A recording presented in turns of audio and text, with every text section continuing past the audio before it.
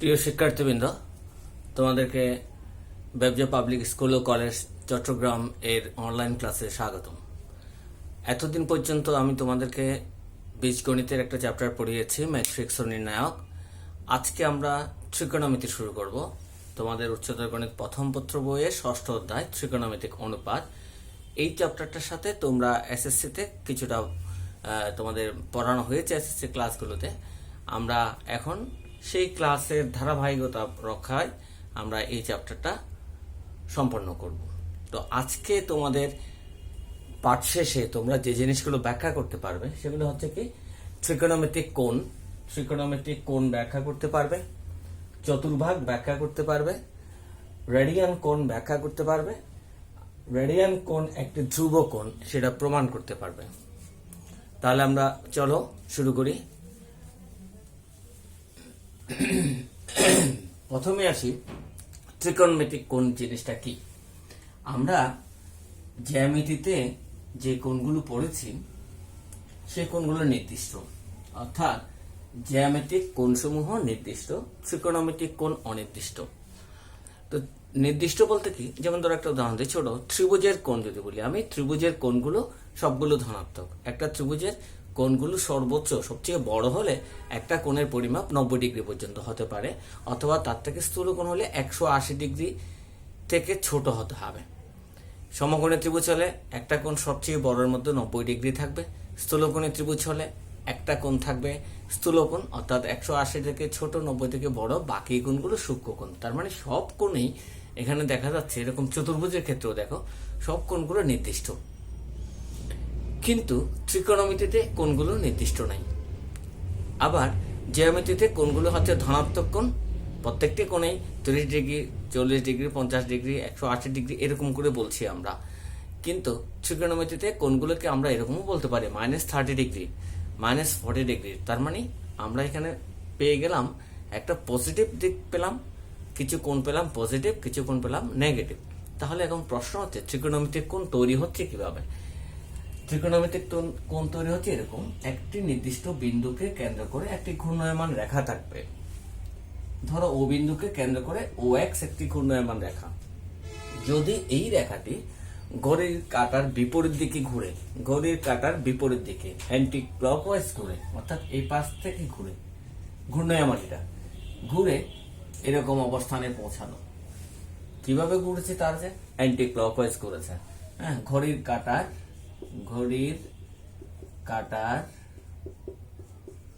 বিপরীতে, ঘড়ির কাঁটার বিপরীত দিকে ঘুরে একটা অবস্থানে পৌঁছলো একটা নির্দিষ্ট সময় পর। আমি তার নাম দিলাম, ধরো এখানে পি দিলাম। তাহলে এই যে পি ও এক্স একটি কোণ তৈরি হয়েছে, এই কোণটা ধরলাম থিটা এবং এটা একটি ধনাত্মক কোণ। তাহলে একটা জিনিস বুঝে গেলাম এখানে, সেটা কি, যদি ঘূর্ণায়মান রেখাটি ঘড়ির কাঁটার বিপরীত দিকে ঘুরে যে কোণ তৈরি করে সেটাকে বলা হবে ধনাত্মক কোণ ত্রিকোণমিতিতে। আর যদি এই OX ঘূর্ণায়মান রেখাটা তার আদি অবস্থান থেকে ঘড়ির কাঁটার দিকে ঘুরে, যেদিকে ঘড়ির কাঁটা ঘুরে, তোমরা ঘড়ি খেয়াল করলে দেখবে, ধরো এদিকে ঘুরলো, এই পাশ দিয়ে ঘুরে যে কোণটা তৈরি করলো, এই কোণটাকে বলবো আমরা ঋণাত্মক কোণ, প্রকাশ করব মাইনাস চিহ্ন দিয়ে, -θ কোণ। থিটার যে কোনো মান হতে পারে। আবার এই ঘূর্ণনটা যদি শেষ না হয়, ধরো ঘুরছেই এরকম একবার পুরাটা ঘুরে আসলো, এতটুকু পর্যন্ত পুরাটা ঘুরে আসলো, তাহলে 360 ডিগ্রি কোণ পজিটিভ।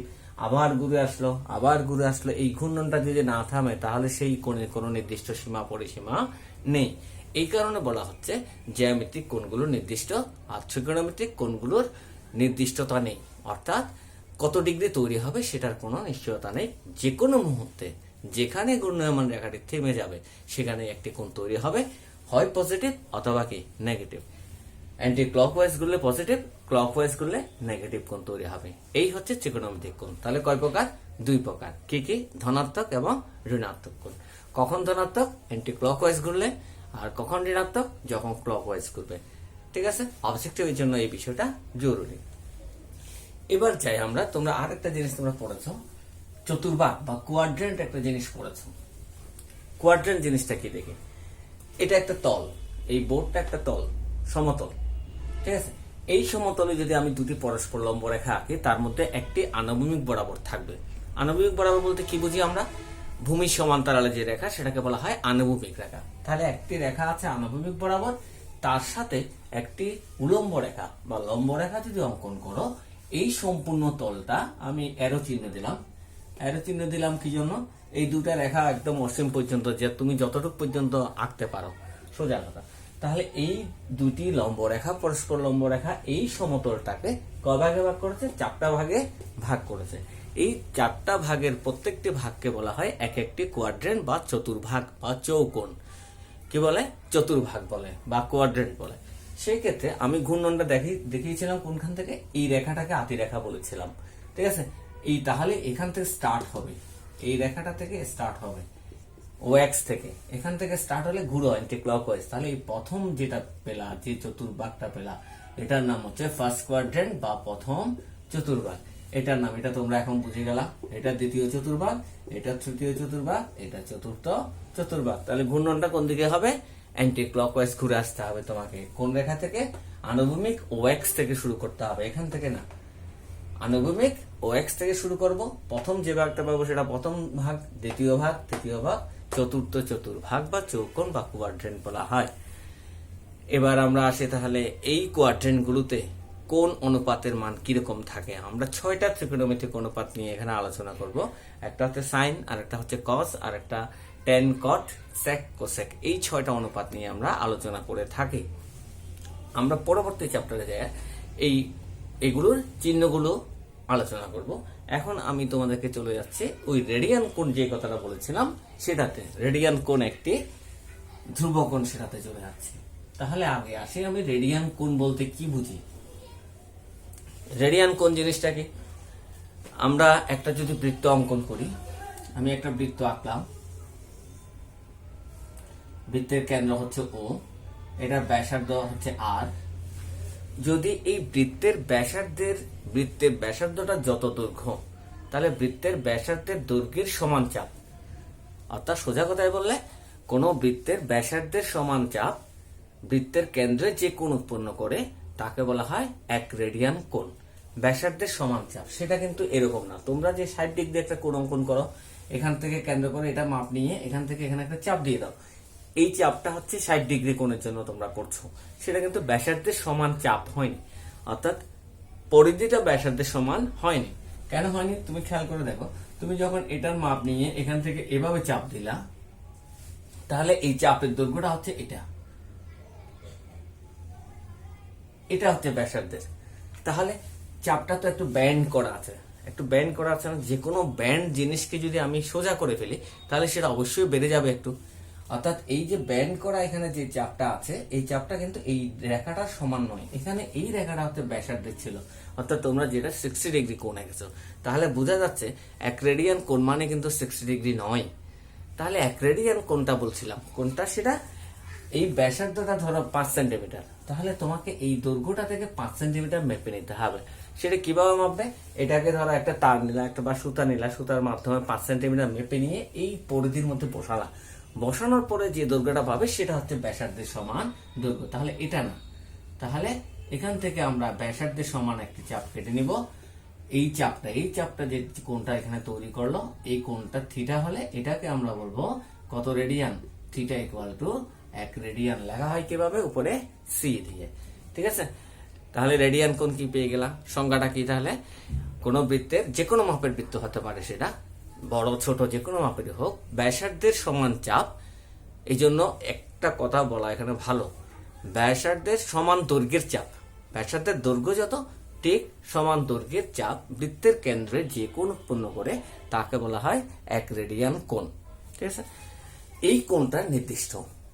এখন এই রেডিয়ান শব্দটা কোত্থেকে আসছে? রেডিয়ান হচ্ছে আমরা কোণ যে পরিমাপ করি, কোণ পরিমাপের আমরা দুটো পদ্ধতি এখানে আলোচনা করছি। একটা হচ্ছে ষাটমূলক, আর একটা হচ্ছে বৃত্তীয়। তোমরা এটাও জানো, তোমরা এগুলো পরে আসছো, আমি এই জন্য এগুলো বিশদ আলোচনায় যাচ্ছি না। শুধু একটা সম্পর্ক আমরা আলোচনা করব, এটার পরে আমি আলোচনা করব। ষাটমূলক কোণ আর বৃত্তীয় পরিমাপের কোণের মধ্যে একটা সম্পর্ক আছে, সেটা আলোচনা করব। তাহলে বৃত্তীয় পদ্ধতিতে কোণ পরিমাপের একক হচ্ছে কি? রেডিয়ান। আর ষাটমূলক হচ্ছে ডিগ্রি। আমি যে 30 ডিগ্রি 60 ডিগ্রি বলছি, এটা হচ্ছে ষাটমূলক পদ্ধতি।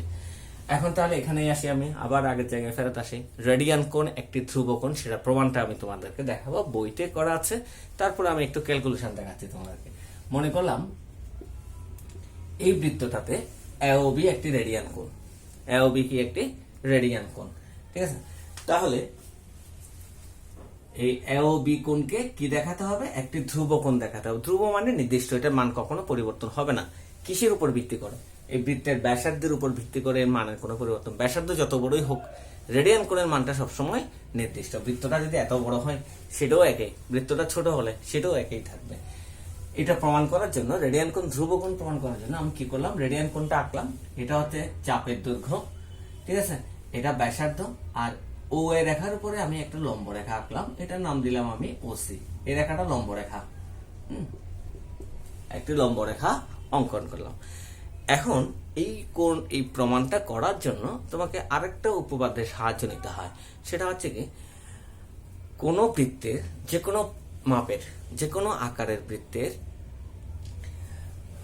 যে চাপ দ্বারা কেন্দ্রে যে কোণগুলো উৎপন্ন হয়, চাপ দ্বারা কেন্দ্রে উৎপন্ন কোণগুলো তার কিসের সমানুপাতিক?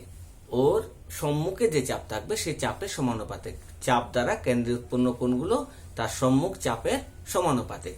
অর্থাৎ সেটা কথাটা কি? কথাটা হচ্ছে এরকম, AB চাপ দ্বারা আমি একটা কেন্দ্রের কোণ তৈরি করলাম, এই চাপের সাথে এই কোণের যে অনুপাত, একই রকম AC চাপ দ্বারা একটা কোণ তৈরি করলাম AOC, তাদের অনুপাত পরস্পর সমান। এরকম তুমি যতগুলো কোণ তৈরি করো না কেন, যে কোনো মাপের চাপ নাও না কেন, সেই চাপের সাথে কোণের অনুপাত পরস্পর সমান, ঠিক আছে? এটার সাহায্যে আমরা প্রমাণ করব। তাহলে সেই সূত্র অনুসারে আমি এখানে কি পাচ্ছি একটু দেখি। তাহলে এখানে আমি দুটা চাপ নিয়েছি, একটা AB চাপ আর একটা AC চাপ। তাহলে আমার অর্থাৎ ওই ফর্মুলা অনুসারে আমি পাচ্ছি কি, AB চাপ দ্বারা উৎপন্ন কোণ হচ্ছে AOB,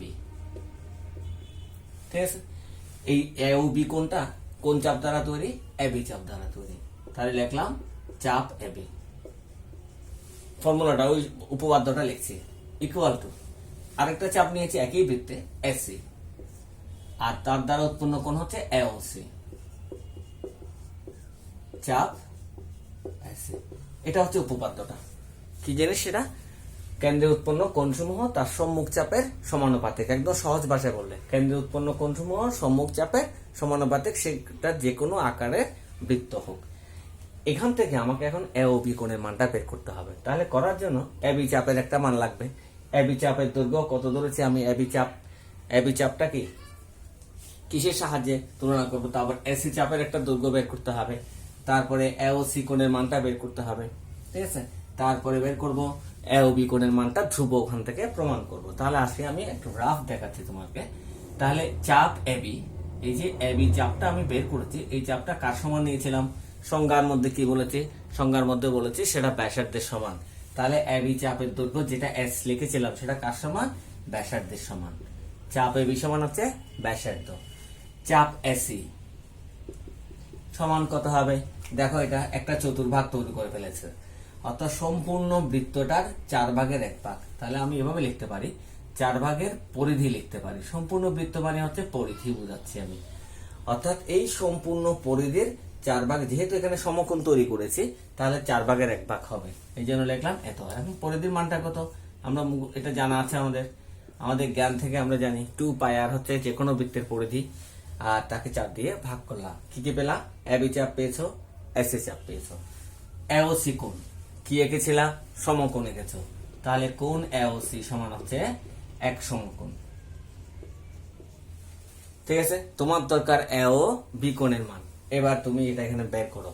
কিভাবে বের করবো? দেখো, এখানে এই সব জায়গায় আমি মানটা বসিয়ে দেবো। তাহলে আমি এই বৃত্তটা একটু, এখন আমার আর দরকার নাই, আমি সব দৈর্ঘ্য বের করে ফেলেছি, এটা মুছে দিলাম। এবার সরাসরি ক্যালকুলেশনটাতে চলে যাচ্ছে। তাহলে এই লাইনটা থেকে আমি কি পাচ্ছি? বা AOB সমান, আর গুণন করব, গুণ করে দিব, AOC এর সাথে AB গুণ হয়ে যাবে। AB চাপ গুণ AOC ডিভাইডেড বাই চাপ AC। মানগুলো বসিয়ে দে। চাপ AB সমান হচ্ছে R, AOC কোণ মানে হচ্ছে এক সমকোণ, চাপ AC সমান হচ্ছে 2πr ডিভাইডেড বাই 4। সব মানগুলো বসিয়ে দিলাম। এবার দেখো কি আসে। ক্যালকুলেশনটা করে দেখি। এই কোণটা যে ধ্রুব কোণ, AOB হচ্ছে রেডিয়ান কোণ, এখানে এটার মানটা বের করছি আমি। তাহলে সমান কি পাচ্ছি দেখি, উপরে হচ্ছে আর, এটা উল্টে যাবে, এখানে একটু এটা কাটাকাটি যায় 2, এখানে আবার আর এর সাথে আরো কাটা যায়, তাহলে সব কাটা, এটা কাটা যায়, গিয়ে থাকে কি 2টা উপরে চলে যাবে, পাইটা নিচে আসবে, আর এখানে 1 দিয়ে গুণ করলে সমকোণ পাবো। তাহলে এখন খেয়াল করো, কিসের মান পেয়েছো? AOB কোণ, অর্থাৎ রেডিয়ান কোণটার মান পেয়েছো। AOB কোণ ছিল রেডিয়ান কোণ, তাহলে এই AOB কোণের হিসাবটা কত আসছে? 2/π সমকোণ। এখন দেখি এটা ধ্রুবক কিভাবে। 2 কনস্ট্যান্ট, এটা ধ্রুবক, পাই নির্দিষ্ট করা, 3.1416 মানটা নির্দিষ্ট, সমকোণ সেটাও নির্দিষ্ট, সবসময় কত ডিগ্রি, সমকোণ 90 ডিগ্রি বুঝাবে। তাহলে এখানে 2π সমকোণ, এরা প্রত্যেকটা ধ্রুবক, প্রত্যেকটা ধ্রুবক বলে এই সম্পূর্ণ রাশিটাই একটি কি সংখ্যা? ধ্রুবক সংখ্যা। অর্থাৎ কি প্রমাণিত হয়ে গেল? AOB কোণ একটি কি কোণ? সবসময় ধ্রুবক কোণ, অর্থাৎ রেডিয়ান কোণ একটি ধ্রুবক কোণ। এই হচ্ছে রেডিয়ান কোণের ধ্রুবতার প্রমাণ। তাহলে তার মানটা কত? ওই যে বলছিলাম সেটা 60 ডিগ্রি সমান নয়। তোমরা যে একটা চাপ দিচ্ছ, চাপের সমান কিন্তু হচ্ছে না, সেটা এখান থেকে তুমি পেয়ে যাবা। কত ডিগ্রি পাওয়ার সেটা খেয়াল করো, একদম ক্যালকুলেশন করে। 2 কে 3 পয়েন্ট, পাই এর মান হচ্ছে 3.1416, সেটা দিয়ে 2 কে ভাগ করো, 90 ডিগ্রি দিয়ে গুণ করো, 90 ডিগ্রি দিয়ে গুণ করো, গুণ করার পরে দেখবা 60 ডিগ্রি আসবে না, যেটা আসে সেটাই হচ্ছে 1 রেডিয়ানের মান। অবজেক্টিভের জন্য সেটা মনে রাখবে। কি করবে? 3.1416 বসাবে, 2 কে ভাগ করবে সেটা দিয়ে, 90 ডিগ্রি সমকোণ মানে হচ্ছে 90 ডিগ্রি দিয়ে কি করবে? গুণ করবে। গুণ করার পরে যত ডিগ্রি আসবে সেটাই হচ্ছে যে কোনো রেডিয়ান, অর্থাৎ যে কোনো আকারের বৃত্তের রেডিয়ান কোণের কি পরিমাপ। সেটা কখনো কি নয় 60 ডিগ্রি সমান না, 59 ডিগ্রি কত আসে মনে হয়, ক্যালকুলেশন করে তোমরা দেখে নেবে। ঠিক আছে, তাহলে আমাদের রেডিয়ান কোণের কাজ শেষ হয়ে গেল। এখন একটু দেখো ক্যালকুলেশনটা।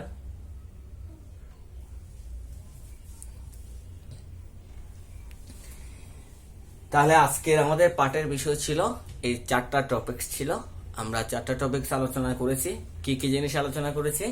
একটা হচ্ছে প্রথমে আলোচনা করেছিলাম ধনাত্মক কোণ, ঋণাত্মক কোণ, তারপরে হচ্ছে চতুর্ভাগ কিভাবে তৈরি হবে সেটা, এরপরে আলোচনা করেছি রেডিয়ান কোণ কাকে বলে, আর এখন সর্বশেষে আলোচনা করলাম রেডিয়ান কোণ একটি ধ্রুব কোণ, আর তার মানটা কত ডিগ্রি হবে সেটা আমরা এখান থেকে পেয়ে যাব ক্যালকুলেশন করে। অবজেক্টিভের জন্য সেটা জরুরি। ঠিক আছে, এই 4টা টপিকস এর মধ্যে এই জিনিসটা, অর্থাৎ এই রেডিয়ান কোণ, ধ্রুব কোণ এবং সংজ্ঞাটা, ডেফিনিশনটা, ধনাত্মক কোণের ডেফিনিশন বলেছি, ঋণাত্মক কোণের ডেফিনিশন বলেছি, এগুলো তোমরা ভালো করে চর্চা করবে এবং আত্মস্থ করে নেবে সবগুলোকে। ঠিক আছে, এই জিনিসগুলো 2 মার্কসের কোয়েশ্চেন আকারে আসতে পারে, অবজেক্টিভের মধ্যে আসতে পারে। তাহলে আজকে এতটুকু পর্যন্ত। আমাদের আজকের ক্লাসের বাড়ির কাজ হচ্ছে এই প্রমাণটা তোমরা বাসায় লিখবে। এই প্রমাণটা রেডিয়ান কোণ কাকে বলে, একটা কোয়েশ্চেন দিয়ে দিচ্ছি আমি, রেডিয়ান কোণ কাকে বলে লিখছি না আজকে, তোমাদের দেখছি তোমরা তো জিনিসটা ভালো করে লিখছো কিনা। তোমরা, আমি লিখে দিলে তো বোর্ডে থাকলো, তোমরা পেয়ে গেলে। সেই জন্য আজকে আমি বাড়ির কাজটা বোর্ডে লিখছি না, মুখে বলে দিচ্ছি। সেটা হচ্ছে কি, রেডিয়ান কোণ কাকে বলে দেখাও যে রেডিয়ান কোণ একটি ধ্রুব কোণ। এটাই হচ্ছে তোমাদের বাড়ির কাজ। ধন্যবাদ, সবাই ভালো থেকো, সুস্থ থাকো।